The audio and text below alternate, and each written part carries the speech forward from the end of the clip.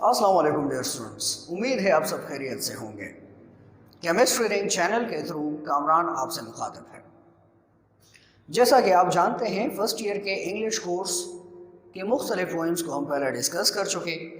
इसी सिलसिले में आज के लेक्चर के लिए हमने टीयर्स ऑफ नेचर, जो कि फर्स्ट ईयर के इंग्लिश कोर्स के दूसरे यूनिट से उठाई गई है, उसका इंतखाब किया है। ये poem tears of nature Graham king की लिखी हुई नज़्म है, जिसमें वो इंसान के बेपरवाह रवैये पर कमेंट करते नज़र आते हैं।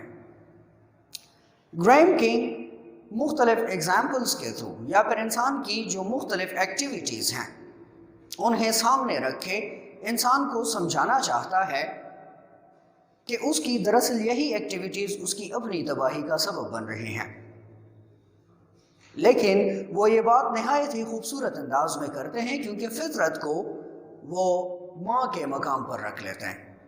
मेटाफोरिकली वो फितरत को माँ से मुस्तार करते हैं, उसके साथ तशबीह दिलाते हैं। ग्राहम किंग मेलबर्न ऑस्ट्रेलिया से ताल्लुक़ रखने वाले पोइट हैं। पोइट्री के साथ साथ वो पेंटिंग भी करते हैं और उसी की वजह से वो पूरी दुनिया में जाने जाते हैं। और दरअसल उनकी अर्लियर एजुकेशन, जो कि स्कूल लेवल तक थी, स्कॉलरशिप पे उनकी राइटिंग स्किल्स और पेंटिंग स्किल्स की बुनियाद पर उन्हें दी गई थी और उनकी तालीम की यही रीज़न बनी। टीयर्स ऑफ नेचर, इसके हम आज दो टर्सेट्स डिस्कस करेंगे। टर्सेट number 1 runs like this. I think I just heard Mother Nature cry. Or was it one more broken falling tree? You would think we would learn as time goes speeding by. पहली line में poet बताते हैं, I think I just heard, मुझे लगता है, मेरा ख्याल है कि मैंने अभी सुना। Mother Nature cry, फितरत माँ को रोते हुए। दरअसल माँ को फितरत से तशबीह दे रहा है, इस्तिआरा कर रहा है। और फितरत माँ किस बात पे रोती है, या फिर वो फितरत माँ के रोने को किस चीज़ से कंपेयर कर रहे हैं? दैट इज, और was it one more broken falling tree, या फिर ये किसी टूटे हुए गिरते हुए दरख्त की आवाज़ थी। वो इस लाइन के ज़रिए टर्सेट को मज़ीद इंटेंस कर देते हैं, उसके एहसास में मज़ीद शिद्दत पैदा कर देते हैं। गिरते हुए दरख्त की आवाज़ को फितरत माँ के रोने से तशबीह देते हुए। लेकिन उसके बाद वो तंज़ भी करते हैं। He is ironic about the human behavior that they show towards nature. You would think we would learn as time goes speeding by. आप यही समझेंगे, वक्त गुजरने के साथ साथ हम सीख जाएंगे। पहला टर्सेट ये डिफॉरेस्टेशन के हवाले से है। अगर हम देखें तो दुनिया में कई जंगलात ये काट दिए गए किसी भी मुल्क की सेहत के लिए, वहाँ आलूदगी की कमी के लिए या फिर माहौल को तवाज़ुन में लाने के लिए 25% फॉरेस्टेशन ये लाजमी है। लेकिन अगर हम इंसान के इसी रवैये की जानिब नज़र दौड़ाएं तो हमें नज़र आता है कि रोज़ ही किसी न किसी जंगल का कुछ न कुछ हिस्सा कटता जाता है मुख्तलिफ पर्पसेस के लिए। आयरनी ये है कि दरख्तों का फ़ायदा क्या है? सबसे जो बड़ा काम ये हमारा करते हैं, हमें ऑक्सीजन प्रोवाइड करते हैं। और दूसरी जो सबसे इम्पोर्टेंट चीज़ है, जब हम ऑक्सीजन इनहेल करते हैं और कार्बन डाइऑक्साइड एक्सहेल करते हैं, दरख्त इसी कार्बन डाइऑक्साइड को अमल तनफ़ुस के लिए इस्तेमाल करते हैं, सांस लेने के अमल के लिए इस्तेमाल करते हैं, वापस फिर हमें ऑक्सीजन ही प्रोवाइड करते हैं। مطلب انسان کے جینے کی سب سے بڑی وجہ درخت ہی ہیں۔ اگر یہ فورسٹریشن نہ ہو تو انسان ایسے آزادی سے سانس بھی نہ لے سکے۔ لیکن سب سے بڑے جو انسان کے رہنے کی، زندہ رہنے کی وجہ ہے، اس کی طرف انسان کا رویہ آپ دیکھ سکتے ہیں۔ اور یہی بات ہے کہ جس کی بنیاد پہ فطرت ماں روتی ہے۔ سب سے اہم بات ایک اور بھی ہے کہ پوئٹ نے فطرت کو ماں سے مستعار کیا ہے، ماں کا استعارہ استعمال کیا ہے فطرت کے لیے۔ میٹافوریکلی وہ یہی بات کرتا ہے کہ فطرت ایک ماں کی طرح ہے۔ تو ذرا ایک نظر ماں کے کردار پر بھی دوڑا دیتے ہیں۔ مائیں اپنے بچوں کے لیے کون سی قربانیاں نہیں دیتی؟ پچھلے زمانے میں ایک پینٹنگ بہت زیادہ مشہور ہوئی جس میں دکھایا گیا تھا کہ ایک ماں پیر پھیلائے ٹیک لگائے ہوئے ہوتی ہے، اس کا بچہ سامنے سے آ رہا ہوتا ہے اور اپنے وجود کے ٹکڑے کاٹ کاٹ کے چورے کے نوک پہ وہ انہیں کھلاتی ہے۔ یہ ایک بہت ہی متاثر کن پینٹنگ تھی، اور ماں کے کردار کی اس سے اچھی تصویر کشی اور کچھ ہو ہی نہیں سکتی۔ بخار ہو تو یہی مائیں جاگتی ہیں اپنے بچوں کی صحت کے لیے، صحت یابی کی دعائیں مانگتی رہتی ہیں، خود مشکلات برداشت کرتی ہیں لیکن اپنے بچوں کے لیے آسانیاں ڈھونڈتی رہتی ہیں۔ اشفاق احمد لکھتے ہیں کہ جب گھر میں روٹیاں 4 ہوتی تھیں اور ہم 5 بندے ہوتے تھے تو صرف ماں ہی ایک ایسی ہستی تھی جو کہتی تھی مجھے بھوک نہیں ہے۔ اور اگر ہم فطرت کی جانب دیکھیں تو یہی رویہ اس کی طرف سے بھی ہمیں ملتا ہے۔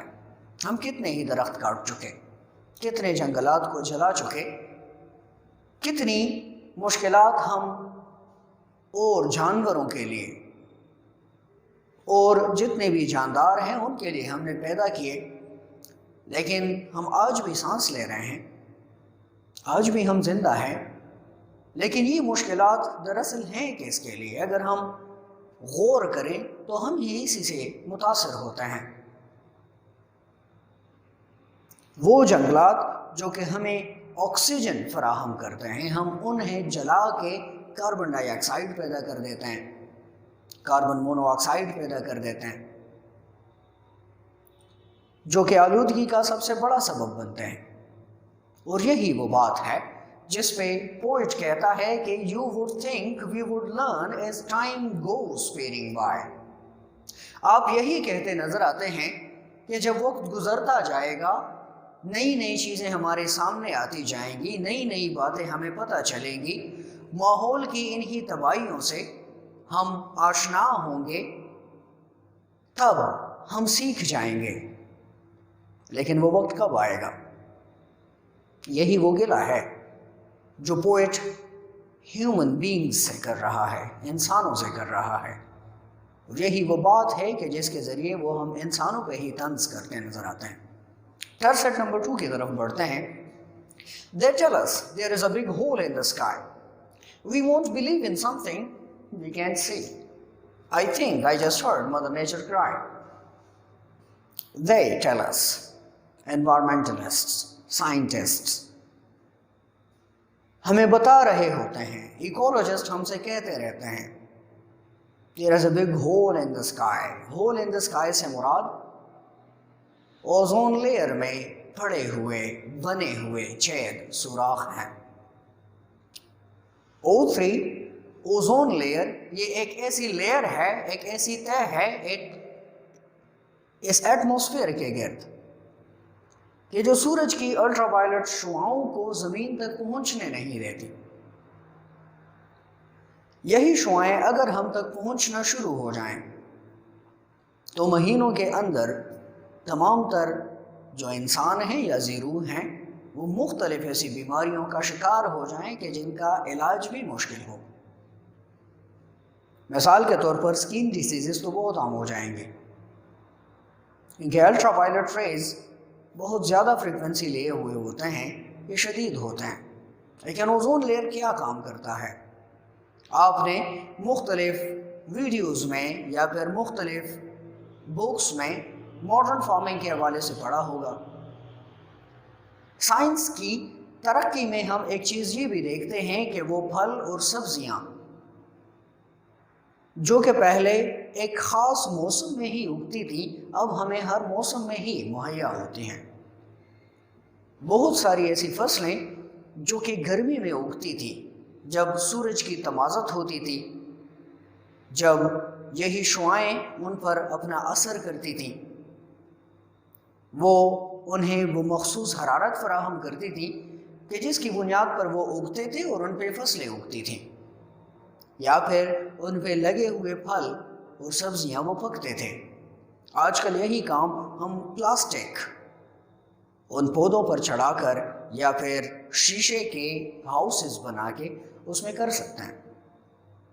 طریقہ کیا ہوتا ہے کہ جب سورج کی یہی شعاعیں اس پلاسٹک سے یا پھر اس کے علاوہ شیشے کی اس لیئر سے گزرتی ہیں تو یہ کچھ تو ریفلیکٹ کر جاتی ہیں لیکن کچھ ریفریکٹ ہو جاتی ہیں۔